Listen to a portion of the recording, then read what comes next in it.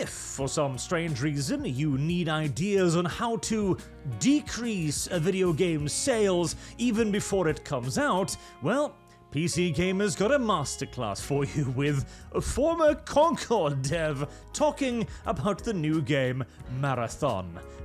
Now already, Marathon does not look very good. A lot of people have already been looking at this game and declaring it the next Concord, and yeah, I mean, at least it's got a, unified stylistic style, I guess, and this chick doesn't look as terrible as many of the Concord women characters, so that's something, but the constant overuse of bright, ridiculous pastel colors is... It's not a good side in this day and age. And when you then also reveal that you have Concord devs on your team, oh boy. You're not just shooting yourself in the leg here, you're bringing up a sawed-off shotgun and then pumping one barrel in your left and one barrel in the right before smashing yourself between the testicles with the butt of the shotgun. It's not something I would generally feel the urge to recommend. But let's have a little bit of a look at this English. This article, shall we? The long-awaited reveal of Marathon over the weekend has drawn comparison to the online service shooter which Sony shut down last October. And yeah, I mean, that is an aggressively ugly character, isn't it? I mean, from just a design standpoint, okay, we're gonna have a sniper kind of observery style character with like a radar headset, all bright neon and pink. No. No, sorry, this is very bad looking. Even if you're trying to go for a little bit of a, futuristic neo-punk style, this ain't how you do it.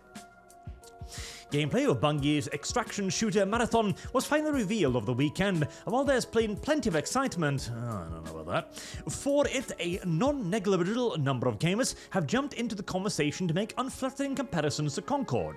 Spurred by those reactions, a former Concord developer has taken to Reddit to encourage everyone to give the game a chance.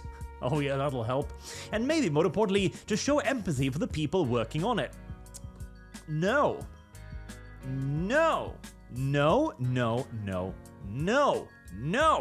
I don't give a shit about the people working on the game. Just because you worked hard to make an incredibly ugly game does not mean that you're entitled to me or anybody else's money. That's not how that works. You are selling a product. And if I have determined that your product looks like acidic vomit that has been generously draped over the carcass of a repeatedly ran over possum, I am not going to give you money for it. Especially not for a goddamn extraction shooter, of all things. One that'll probably already be overladen with microtransactions. You are in a demand market. There are plenty of extraction shooters out there, far larger, far more successful, and far more established than yours, and this ain't convincing me. You can cry me a river about all the poor people who will go hungry over this, but all I can say to that is, you should have not spat in my mouth, I suppose. Concord failed to inspire players, and the message was heard loud and clear. Was it? Clearly not. It was gut-wrenching to see our project fail and be the laughingstock of many online. I have learned that failure is what drives me to succeed. I mean, that is a good soundbite, and I hope that it will be the truth eventually, but... No one feels as bad as the people who put their time on the line hoping it will entertain the mass of gamers across the globe. Concord, you'll recall, it wasn't just a failure. It was a spectacular flameout. It launched to virtually zero interest and was pulled offline less than 2 weeks later. The initial plan, at least publicly presented, was to figure out what went wrong and try again. But in the end, Sony decided to put it down for good and pull the plug on Firewalk 2. An especially ugly outcome given that Sony had acquired Firewalk less than 2 years earlier. Firewalk being the studio behind it, and can you blame them? One of the drivers of the Concord comparison is confirmation that Marathon will be a premium-priced game rather than free-to-play. Sony had huge success with Helldivers 2, also a premium-priced online game, but it's really the exception to the rule, and its $40 price tag was a big knock against Concord. Oh, absolutely. Helldivers is an exception to the exception to the exception. Helldivers had no right whatsoever to be the success that it was. Sony didn't expect it to be, their developers didn't expect it to be, and they've tried their damnedest to throttle the life out of it ever since. Not to mention, this ain't no Helldiver, bro. Some people are clearly expecting the same from Marathon. It's not a massive backlash, I don't know about that, but there is a strain of persistent negativity out there, which is what prompted Williams to post this message. He acknowledged that talking about this work at Fireworks exposed him to being roasted for Concord, or that there is a very rotten apple in the barrel, but said he hopes that instead of going after him for it, readers see that people create these projects and work very hard for it to be the next big thing. Seeing the face of the developers on the Bungie stream gave me hope and excitement for what is to come from Marathon, Williams wrote. I commend them for taking a chance, trying something foreign to them that isn't proven nor guaranteed to succeed. It takes a lot of courage. Right. I also want to point out here one other thing. Many times, gamers argue for something more innovative, particularly today where we have a dearth of innovation. But innovation is a very delicate thing. You should only innovate when you already had a very firm situation and sense and foundation in doctrine. When you can iterate, and innovate via iteration is absolutely possible and indeed desirable. Sometimes you can, create lightning in a bottle and come out with something genuinely interesting and intriguing that nobody had really thought about before. It happens, but rarely. However, what is not innovation is this. Smashing yourself in the nuts with a hammer is not innovation. Inventing an outright worse UI or system is not innovation.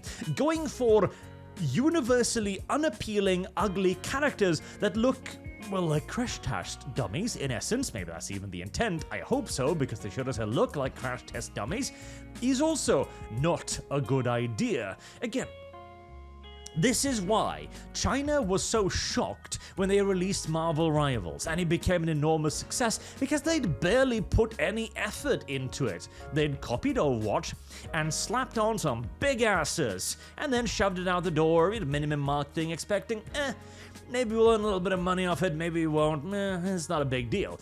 And it blew up because, well, this is what we're used to.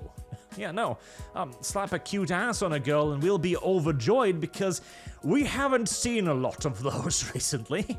In fact, they are in essence an endangered species. When this bright pink and neon-colored green crash test dummy robot is the most attractive thing in your game, you have made many mistakes. Several mistakes. And to then come back and simply say, well, we've tried really hard and you should give us your money, it doesn't work. To call this game a failure before it's even out is wild to me. What is it that they don't understand? Our pattern recognition has gotten fairly good at this point. Very good indeed. The pattern is simple. You create a game with actively visually repulsive characters and nobody will buy it. In fact, the lack of a major negative backlash towards the game is in and of itself damning in the extreme. People aren't even caring enough to be upset. They're simply looking at it and going, oh, it's a flop, and then turning around and leaving the building. Of course, you could argue that it might have the bestest gameplay ever, that it might be incredibly fun to play and addicting, but if you're not even gonna get anybody to give it a chance by smearing a blasted open carcass across the entirety of the screen, and then also asking a $40 entry fee, it's just not gonna help. It doesn't work. You are in a very competitive market, and you are launching a premium video game. First impressions is everything, and you've already bungled yours. It's not necessarily entirely unrecoverable position, No Man's Sky has proven this, but I very much so doubt this is gonna be a No Man's Sky. Particularly also considering Bungie's somewhat shaky reputation with certain things these days. So no, you can absolutely call a game a failure before it's even out. You can tell it's got the hallmarks of a flop, and people have already made up their mind because, well, it's ugly. It's unappealing. This is why I whined about it in Bloodlines 2. Why go out of your way to make an actively repulsive character? Because it will only ever make me less interested in engaging with it. Never more. If you're gonna make an ugly character, you'd better have one hell of a story to back it up. And I somehow don't think that's gonna happen here. Marathon. Well, on the bright side, the online content creation community will have something else to mock for a while. It's something. It's the silver lining that surrounds every cloud.